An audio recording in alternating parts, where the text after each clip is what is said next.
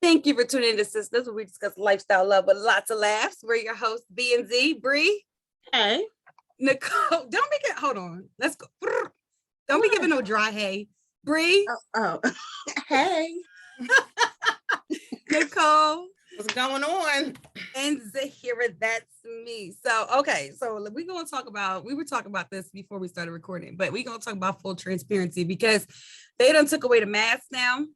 And I didn't wear any foundation today because I need you to understand that I'm walking around looking like a whole pizza face at 34. Like, I never had acne before. So it's like, what's happening here? So I'm like all water this week. I can't. Water. That's a good plan. All water, because I've never, like, it's bad. And I think it is. I don't know if other people are saying this, but I've heard other people saying that they're breaking out because of the masks too. Constantly wearing the mask. So they just took it away at my job, but I feel like I still want to wear it for a little bit because we got germs, but whatever. So I feel like it don't just block COVID, it blocks conversation too. So like and bad energy, back away. Conversation. It's hard for us to talk today. Never mind. Right. Oh no, I can't hear you. It's something about me not being able to hear just because you got that mask on. I'll talk to you later. You know what? But yeah, that's probably why I got pimples now, because I'm getting punished for that. But anyway.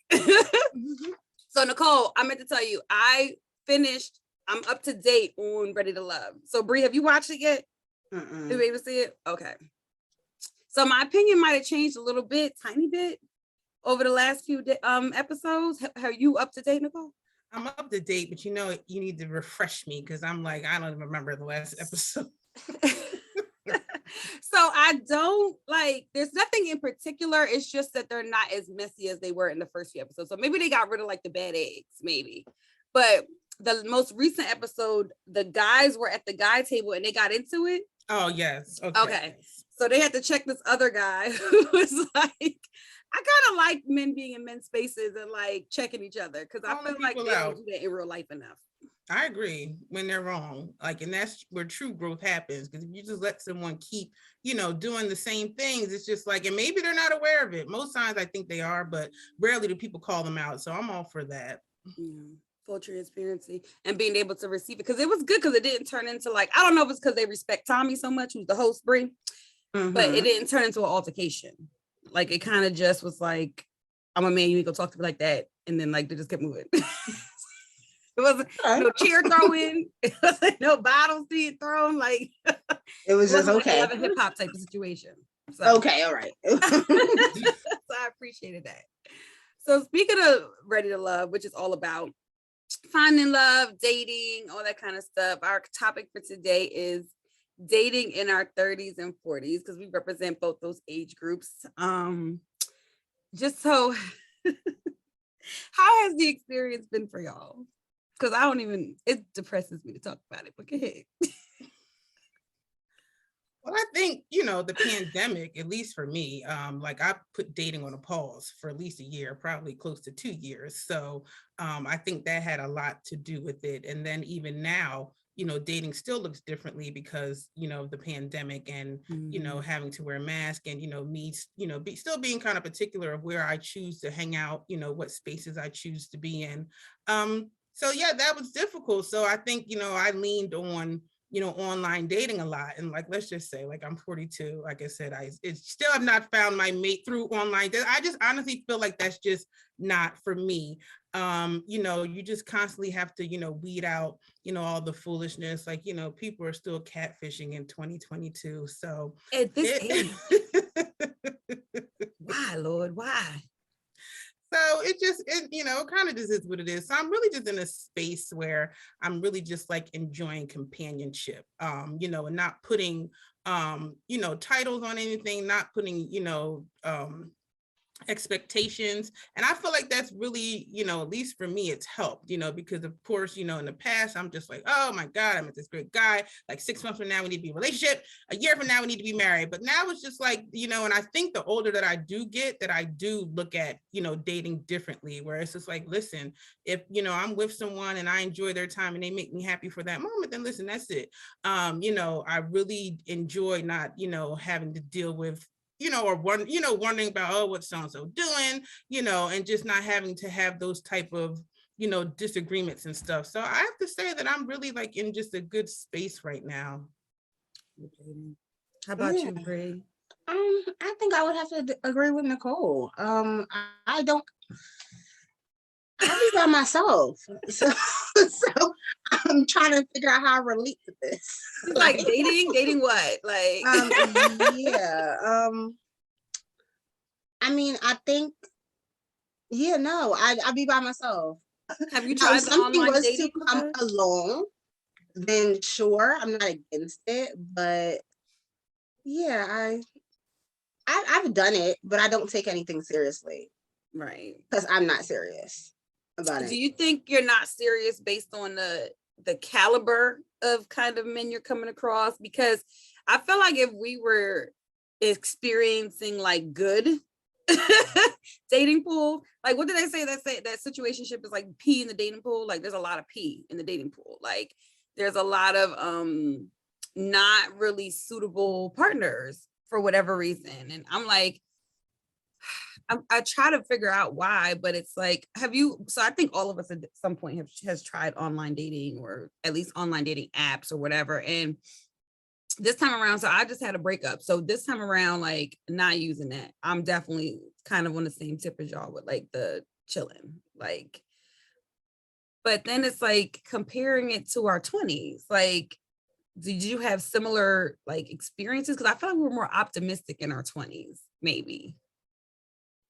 I think I was dumb in my 20s. Like, when I look back, at my 20s, even most of my 30s. So like, for me, it's just like, I don't want to say I don't even count it, but I honestly, I don't, because the Nicole now versus the Nicole in her 20s and the majority of her 30s, like I said, was someone who didn't even love herself, didn't even have that level of self-worth. So things that I did, things that I accepted, situations that I stayed in too long, is definitely not something that Nicole would do now. So, I say I was stupid, but no, I really was in a position where I just honestly felt like I didn't deserve any better. So I always just kind of clung to what, sought after me, versus just like really seeing the situation for what it is, noticing the red flags, seeing them, and then, kind of like jumping ship. But, I think I used, men as a way to validate my worth. So like if a man needed me, then in a sense, I felt like, I was worth something. So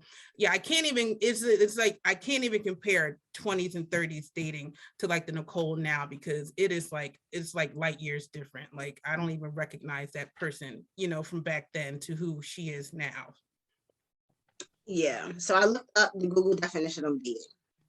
Okay. And the Google definition. That's our scholar, y'all. She be knowing. It is a stage of romantic relationships whereby two people meet socially with the aim of each assessing each other's suitability as a prospective partner in a future intimate relationship. I didn't do that in my 20s. I did whatever I wanted to, and then people that I talked to, I shouldn't have talked to. So that whole end of the thing where you suitability as a prospective partner, something I did not do. So I think that's why it can't even be compared. Right. Yeah. Like, but you know what? Lots of people have done it.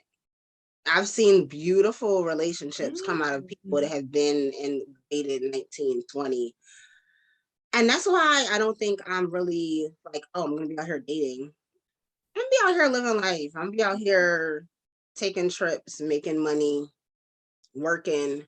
And what's for me is for me. Right. So if I did an online dating site, it would probably be because I was bored. I'd be sitting at my house like, let me see what these people are doing on my phone. Let me check into these people I'm never going to meet. No, and that's me. And it's kind of horrible. So I've actually limited myself from doing it. Not not saying I wouldn't take it seriously one day. Like maybe 2 months from now, I'll be like, no, it's Sabrina, be serious. Do this. It's And I time. might do it.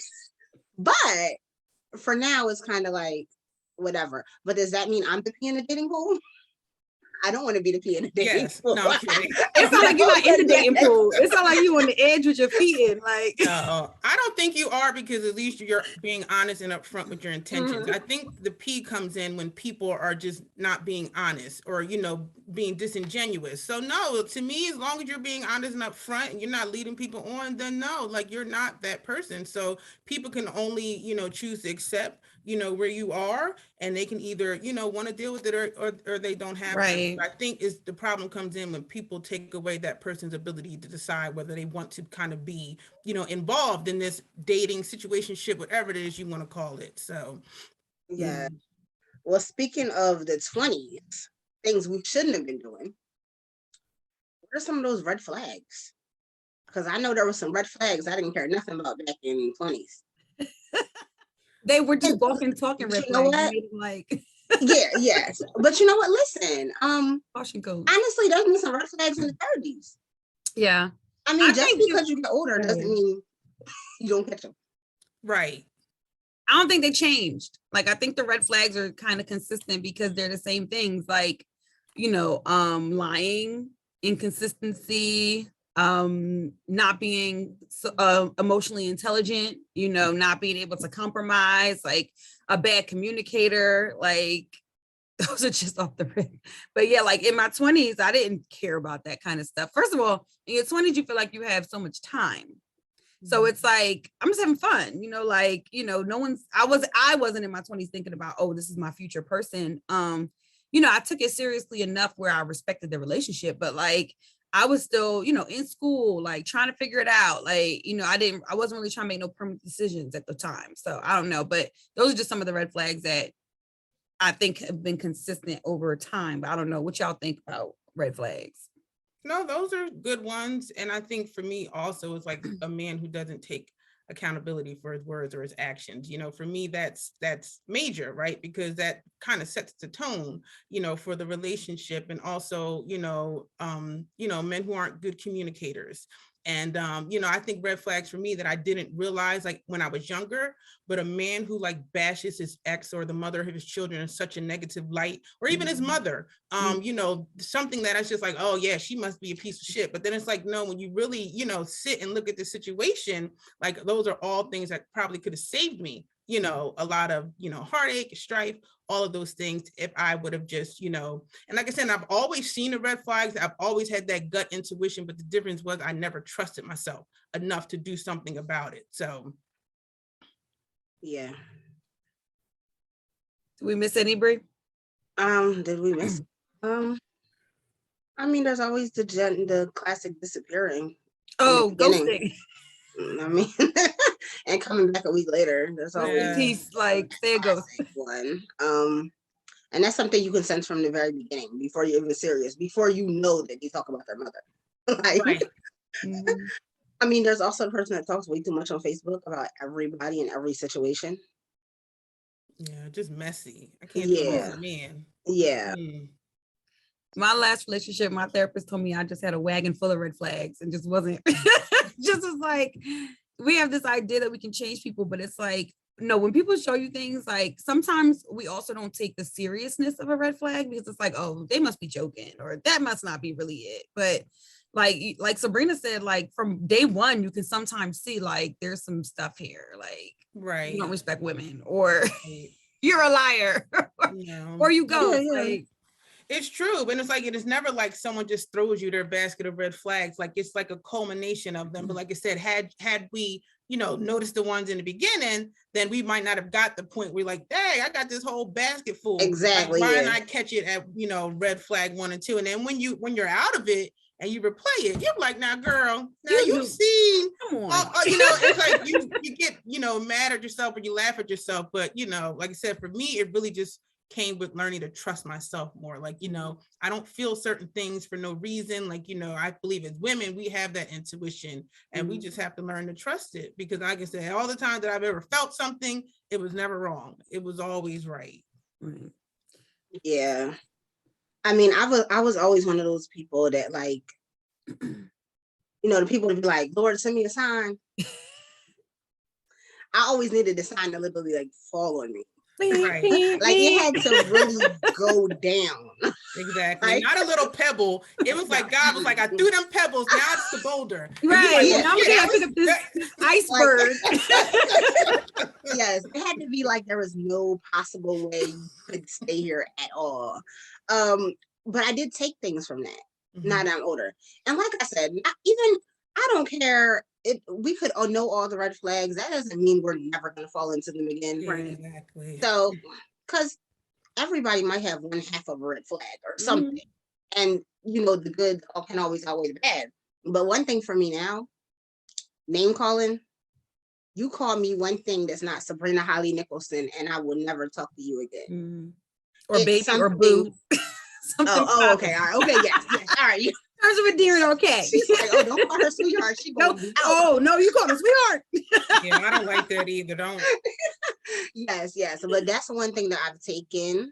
That it's kind of like, yeah, you don't call me outside of my name. I don't care how mad you are. I don't care what happened. But you feel like you need to call me outside my name, I will never talk to you again, and I'll be fine with that. Right. Respecting your boundaries. That's a amazing thing, like a good firm boundary. Yeah. We kind of, so we're not coming off as like man bashing, right? Because we only have our experiences from dating men, right? But there's all, sorts of partners out there and all kinds of things. And you have, Sabrina, you have a son. Nicole, you have brothers. Like I have brothers, I have nephews. So the same way, what would you tell them as like red flags for women? Like, stay away from this. If she does this, if she does that, like what are some of our red flags? I think they're the same things. Yeah. Like they're the same exact things. Lying, disappearing, coming back a week later. I honestly think they are the same exact things. And you know what? If somebody's not on the same level as what you want, that might not be a red flag, but that might be something you need to think about. Maybe she's perfect, but maybe she wants to be over here doing this. She's still on taking trips with her friends and being out all the time. And you want a stay-at-home mom. Right. She might be perfect, but that's still kind of a red flag. Like, listen, we can't do this. Right. No, I agree with you there. And I think, more so, men have to kind of worry about the gold digger in a sense, right. Us as women. So I know for me, I can sniff one out a mile away. And, like you said, and my brothers are grown, but, the same with me, they're very overprotective, right? And you never want, them to be hurt if you can help it. But I also believe we're all adults. And at the end of the day, you can tell somebody something till they're blue in the face. Until they're ready to move on or whatever, there's really nothing that you can do. So, especially about their romantic partner. Absolutely. You can't tell. Well, you know what? No. You can tell them because I'm always telling somebody. So you ask me a question. You agree? No. One of the two. One of the first things I started doing, I started being like, "You want me to answer that?" I just started doing that like maybe 2 months ago. Like, do you really want to hear the answer? Because I'm gonna tell you in love. However, listen, I can tell you, but I know I can't make you do anything. So that's why I'm giving that advice piece, but I back away. I can't be mad at you because you want to be in a relationship. Right. We all want to pick our own partners. Exactly. Yeah. Don't be mad at you. It's funny, Nicole, though, because you said the gold digging thing, but there's a lot of male gold diggers too. Since women have started becoming earners,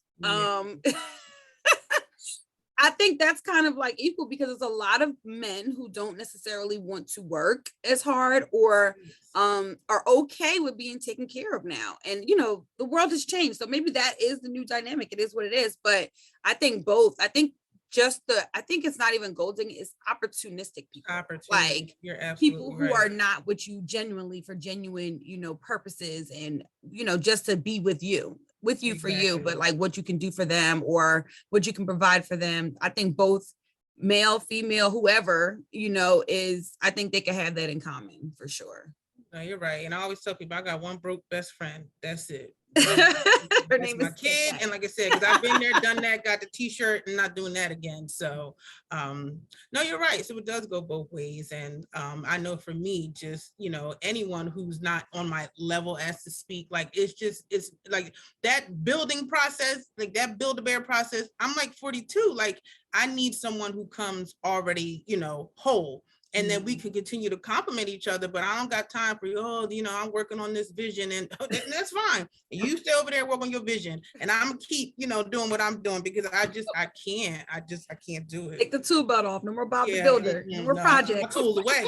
They done rusted out. They gone. I ain't got time. I broke the hammerhead off. Like I can't do it no more. That comes to a place though, because Sabrina kind of touched on that. Like you said, like incompatibility, like being able to, like, if you want to stay at home mom and she wants to have a career or go on vacation and stuff, that's a thing, right? I think that conversation like has to be had earlier on. I think people wait a little bit too long sometimes to have that, because it's like kids, like, do you want kids? How do you want to raise them?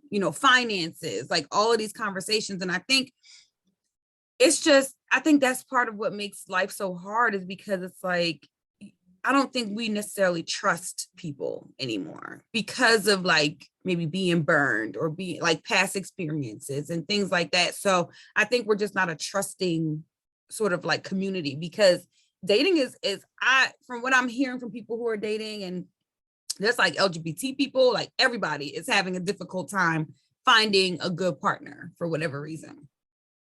Yeah, I mean, forget dating. People are crazy out here. You see the news? That's why people don't trust. The trust is gone. The people out here are really bonkers sometimes. So I think that's part of it. Like, it's scary. Yeah. Did you see that woman who faked her kidnapping? Have y'all been watching that on the news? No, what happened? So there was a woman in California. She's a mom. And they were like, it was like FBI looking for her, like all this kind of stuff. It was like 2 years ago. She said she got kidnapped by 2 Puerto Rican women, like as far like trying to human traffic her. And she had a brand on her face and all this stuff. And the FBI kept investigating it and found out that she made it up. Like she was at her boyfriend's house. She was married and had a boyfriend and just wanted to be able to disappear to her boyfriend's house. So she made up and staged a kidnapping and branded herself and like caused her own issues. And then they investigated. Like it's still, she's arrested. I think she was just released out on bond, but I've been watching on Good Morning America every day, because I'm like, you talking about not being able to trust people. Can you imagine that? Like, sick people out here. That is horrible, first of all. That is horrible. So she had her husband and her kids thinking she was kidnapped? Yeah. The world. Like it was on national news. I don't remember the original story of her being kidnapped, but apparently it was on national news. That is horrible. Everybody was looking for her. And then they found her like all beat up. And she said that she had gotten kidnapped by 2 Puerto Rican women who were trying to traffic her. Oh, that's horrible. Yeah, she deserves whatever. She be locked up. Yeah, she's in charge. Yeah, she got charged. And she has to pay. So not just the kicker. Not only did she lie about the kidnapping, but she took like, I think either $30,000 or $50,000 from the victims advocacy fund for reimbursement for therapy and for all of this stuff. It's like, there's a certain kind of sick, like you have to be. Yeah, so this is why people can't date. Like, look at that. Like someone could fabricate an entire kidnapping and have the world, well, maybe not the world, but at least most of California looking for her. Like the FBI, like. And you did it yourself. Are you gonna brand your face? That's like you're sick. You're sick. How do you do that? Like too much. Like I think you're sick for going home to your husband and your kids and letting them have trauma of you being kidnapped. Like, yes.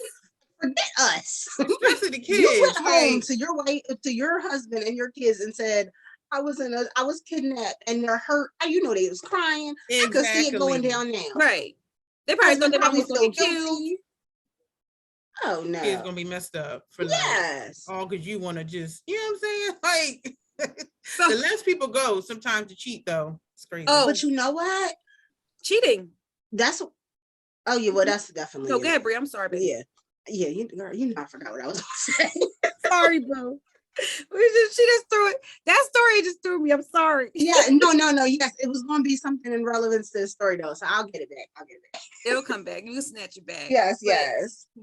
I was going to point on Nicole's point to like the lengths people go to cheat. Like that's part of why dating is not.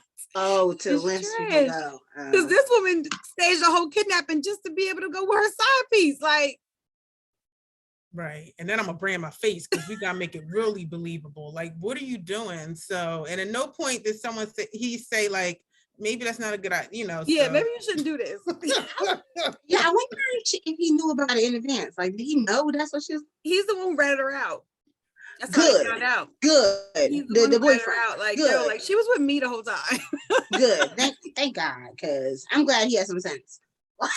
But then there was ramifications in the Hispanic community because she specifically said Of course, Puerto Rican women. Of course. So, you know, everybody's thinking like, oh, muling, there are mules, there, and you know, you got this whole like negative light on the whole community of people, you know, just because, you know, blonde hair, blue-eyed woman was kidnapped. And, you know, God forbid, what kind of trauma could you have caused? Because what happens if you gave a description and people happen to meet that description and now they're being harassed or arrested or detained based off of your lies?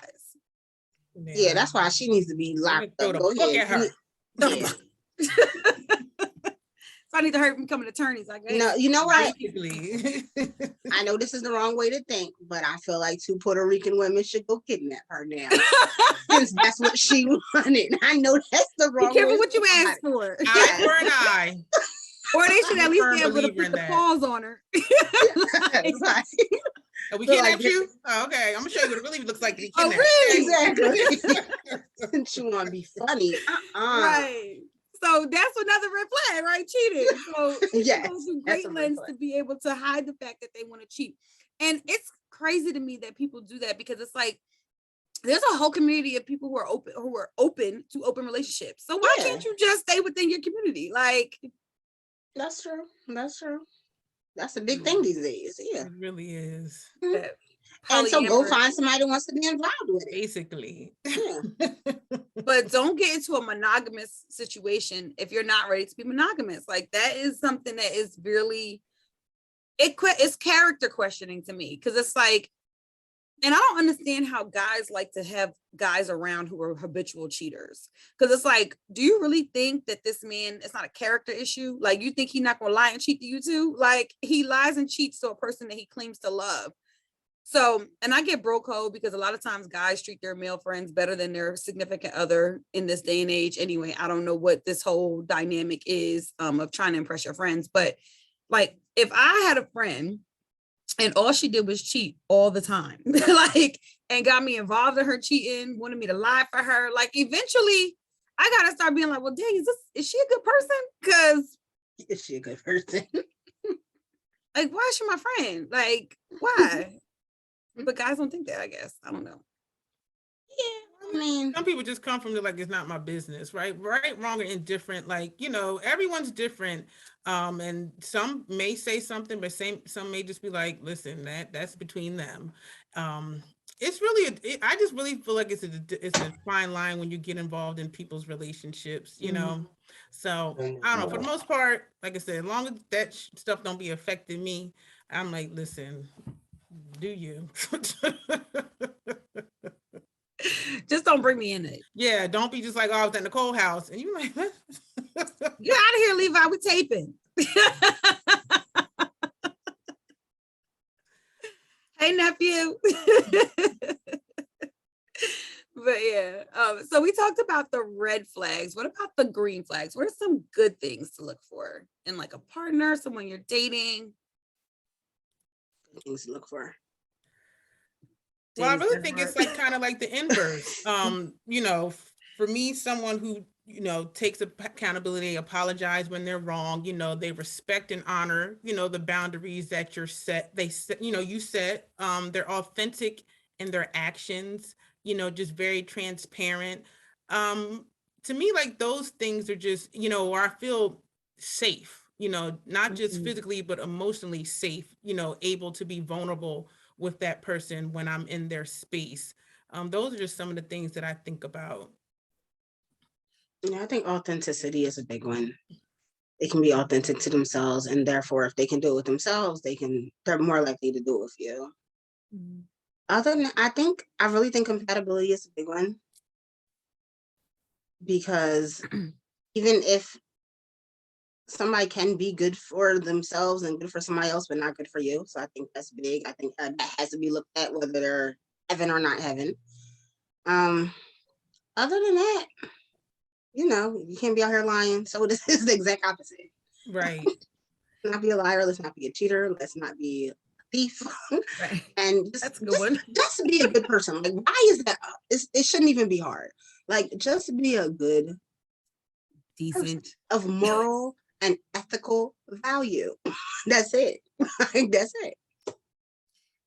I I don't know where morality went in life, but it's definitely in low supply. But I think a green flag for me is being able to compromise in a healthy way. Like, there's times when you might feel like you're right, but if it's not right for the health of your relationship to be right, like, being able to compromise and knowing when to do that, because it's like you can't have two people together who are both right all the time. Like, somebody has to yield, and you have to get good at deciding, like, okay, is this battle worth fighting? Like, is this something that's really worth compromising my whole relationship for? So, being able to just be like, you know what, I don't agree, but I can understand where you're coming from. Or, I understand, even if it's something that, maybe you really don't understand, but people have the right to feel what they feel. And, kind of a green flag for me is being able to be respectful of people's feelings and thoughts, because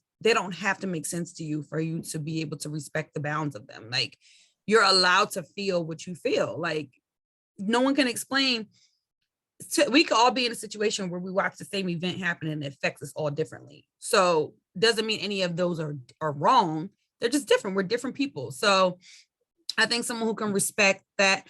A huge green flag for me is someone who does not bring up the past in a way to sort of like demean you or throw it in your face. Like, so kind of to Nicole's part, like that safety, I think, comes from being able to be vulnerable with somebody that is not going to hold it against you. I think that's a huge one for me, especially over the last few years. Like, I really didn't know how important that was to me. Okay. Yeah. Good ones. Hopefully, though, dating won't be trash forever.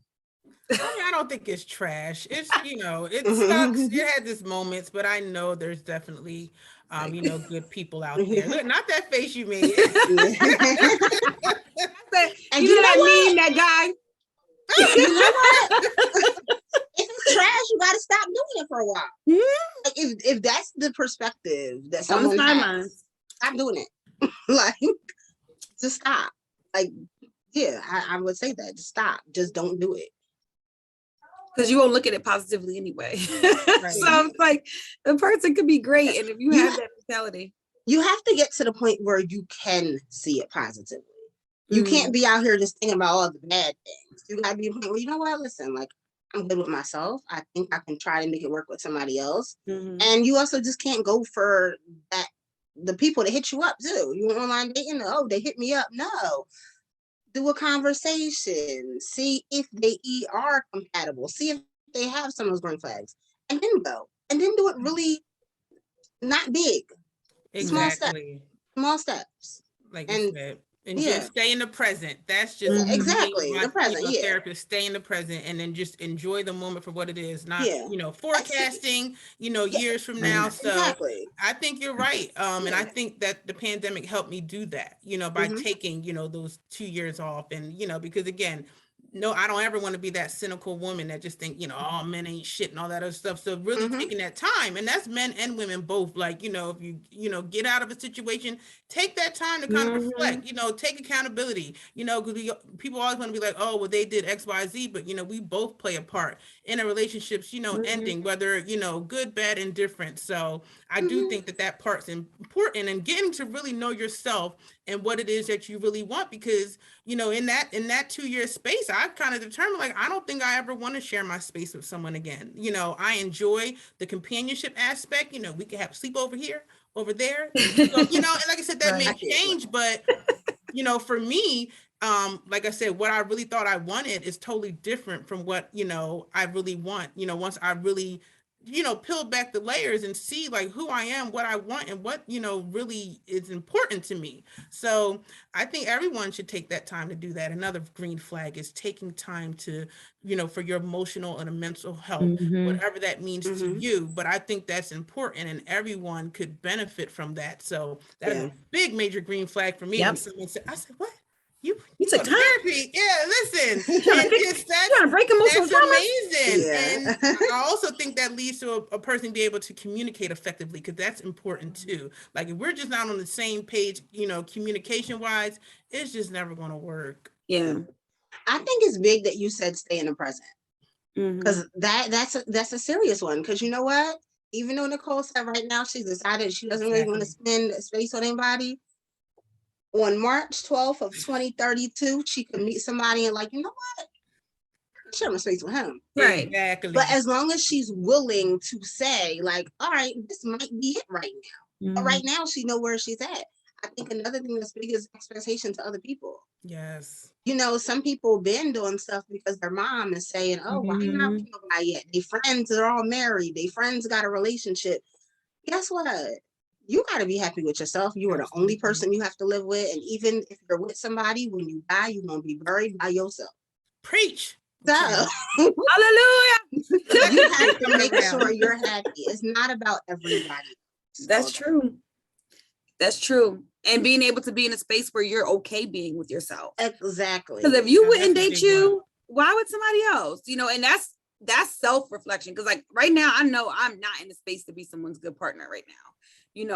I've never had a history of relationship hopping, and I don't want to get into that space of like, people are like, oh, the best way to get over a guy is to get under a new one. No, the best way to get over anything is to like heal, and honestly see what part you played and not want to replicate those in future relationships, because you can bring your own baggage, because we ain't perfect either. So, you could bring your own stuff into a relationship and, sabotage something for you that could be good if you had taken the time to really like heal and reflect. And, I think sometimes the best relationships grow out of friendships too. Like being in a space where you just like get to know each other, you take your time, like there's no expectations, but you're transparent with each other, and maybe you grow together or whatever. But I know for a fact that I'm not in a space to be, show up as my best self, right now. In 4 months, 6 months, that might be different. But if somebody came to me right now and was like, oh, I want to be in a relationship, well, first of all, why? I just met you. But exactly. Yeah, but I need a little space, Yeah.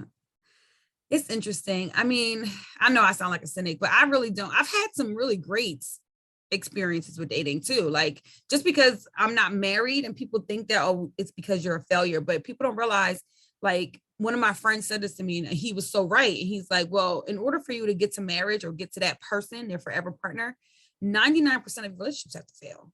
Like, and it's true, because you can't have those be a success if your one person is going to be a success. So those have to fail in order for you to get into your next space. But I don't even feel like they're failures, because I have really great friends people that I dated, like, they're not all like these bad, terrible guys. They were, great people, but sometimes compatibility, like Sabrina says, or, sometimes you just grow this way, and it happens to the best of them. So I'm not completely pessimistic about dating. Well, thank you. Don't be pessimistic. There's some really great relationships out there. Yeah. I really think it's just in your own time. Like everybody is not meant to be 21, get married, have kids. That's true. Yeah. Like some people have different callings and purposes for their life, and that's fine. I think right now, the generation before us, or maybe even the generation before that, it's all about marriage. Yeah. And they might have been married, but was everyone happy? I'm not saying that a lot of them weren't, but the thing was, you had to be married. You had to have a man. You had to have somebody. Right. So right now, I think we're getting away from that. And I don't think it's all for the worse. There's different lifestyles out here. Different types of work take different type of time. Like, I think I know a mix of people that are married, are in a relationship, or not. And I think it comes down to just being happy. Right. Yeah. I think you're right. And I'd be happy. Oh, yeah. you're right about that too. I think the reasoning for getting married was different then too. Like, I think people got married out of necessity because they both need each other for something. Like, at the time where men were providers and women, you wanted a family, right? So this is how it worked, and this is how it always worked. Like, but you're right, Sabrina. Like, I don't think get into a space where you're marrying for like the right reasons, kind of now. Like, you're marrying because you want to, and not because you have to or need to, or because society says you should. Everybody does it, so that's what you have to do. Right. I think you're so right. And I think women have a lot more pressure put on them for that. Like, that idea of like people use as a diss, like, oh, you're gonna be single forever. Okay. Like, a lot of times men will say that to women, like, oh, well, you keep acting like that, you're gonna be single forever, or you're gonna be this forever. And it's like, I didn't tell you I wanted to be married. Like, so why is that a negative? But whatever. What if? So if y'all had one piece of advice to tell your 20-year-old self, or just a 20-year-old, like anybody in their 20s or whatever, if you had one piece of advice, it doesn't even have to be dating advice specifically, but just one thing that you would want to share with either your 20-something-year-old self or a 20-something-year-old, what would you say? Well, for me, if I was talking to a 20-year-old or my former self, is, just take time to get to, know you and enjoy the journey of getting to know who you are. But then I also feel like at 20, that's too young. So it's kind of difficult. And I would just say enjoy life, but enjoy it responsibly. That's exactly. I was writing it down. I always like to doodle and write it down. Yes. So that's really what I said. I think I'm in the same mind space as you. I can give you a bunch of this advice that I have right now. Doesn't matter to the 20-year-old. So all I can say is live life, be yourself. It'll all come together. It'll work out. Because, and I say that only because I love quotes. I've read books on quotes, and I read them when I was 18 too, and I still like them, but I don't think they sunk all the way in. So it's like, I can tell you all this magical stuff. Right. Listen to your gut. Like, listen to your gut, live life, be yourself. It's going to work out. I think if I was going to give advice, for the first main advice, and this is something that I would have given my 20-something-year-old self, is to make good financial decisions if you can, because those have lasting effects for forever. And I don't think in my 20s, I understood that it takes a lot to fix one little bad mistake or whatever. And it takes a long time after that to fix. So I would say to my 20-something-year-old self, like, make good financial decisions if you can, if possible, because sometimes you broke in your 20s, like, you just can't. So it is what it is. But that's one. And then I think I would just agree with y'all. Like, it doesn't really matter. Like, if someone gave us a blueprint of what was going to happen in the future, we probably still would do messed up things, or still make mistakes, or still do bad things. But I think, forgiving yourself and not being so hard on yourself would probably be like my piece of advice. Like, it's okay to make those mistakes. Like, it's okay to learn from them, because that's how you grow and that's how you become better, Mm-hmm. Ooh, we could do a whole episode on forgiving yourself. Oh, child. But, on that note. On that note. Well, ladies, it's been a pleasure as usual. Any last thoughts? Are we good? No. All right. So to our listeners, we thank you once again for listening. As usual, please feel free to follow us at BNZSistahSS on Instagram. We love to hear from you there too. And if you have any sort of topics, ideas, things that we haven't covered, things that you'd like to see us discuss, please feel free to email us at BNZSistahSSS@gmail.com. And all of our social media platforms will be available too. So follow us individually. If you have questions after this, if you want to talk to us about anything that we've talked about, we're all open people. We all like to, we don't like to hide the ball. So anything that we might be able to share with you, whether we don't know all the answers, but we're happy to talk to our listeners and, all of that. And don't forget to subscribe on our YouTube page, and hit that bell too, so that you know when our new episodes are coming up. And we just thank you for listening. We don't take y'all for granted, and we appreciate it so much. So thank you for listening to Sistahs, and we'll see you next time. Thank you.